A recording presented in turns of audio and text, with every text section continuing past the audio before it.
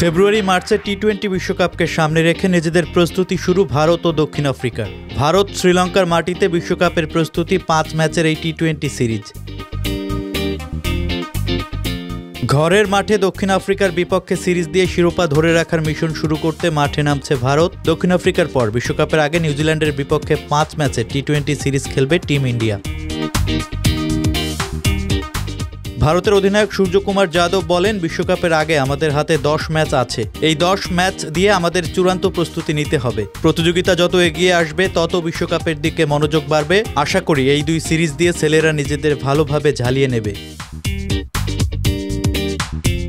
দক্ষিণ Africa series দিয়ে আবারও আন্তর্জাতিক ক্রিকেটে ফিরতে যাচ্ছেন ভারতের অলরাউন্ডার হার্দিক পান্ডিয়া ও ব্যাটার শুভমান গিল। সেপ্টেম্বরে এশিয়া কাপ টি-20তে সুপার 4-এর ম্যাচে ইনজুরিতে পড়েন পান্ডিয়া। সর্বশেষ দক্ষিণ আফ্রিকার বিপক্ষে টেস্ট সিরিজের প্রথম ম্যাচে ঘাড়ের ইনজুরিতে পড়েছিলেন গিল।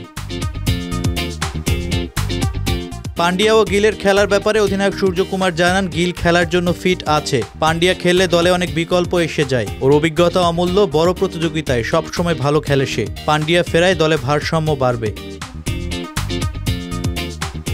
বিশ্বকাপের আগে 10 ম্যাচ খেলবে দক্ষিণ আফ্রিকাও। ভারত সিরিজকে বিশেষ চোখে দেখছে দক্ষিণ আফ্রিকার অধিনায়ক এইডেন মার্করাম। তিনি বলেন, বিশ্বকাপের আগে 10টি টি-20 ম্যাচ খেলবো আমরা।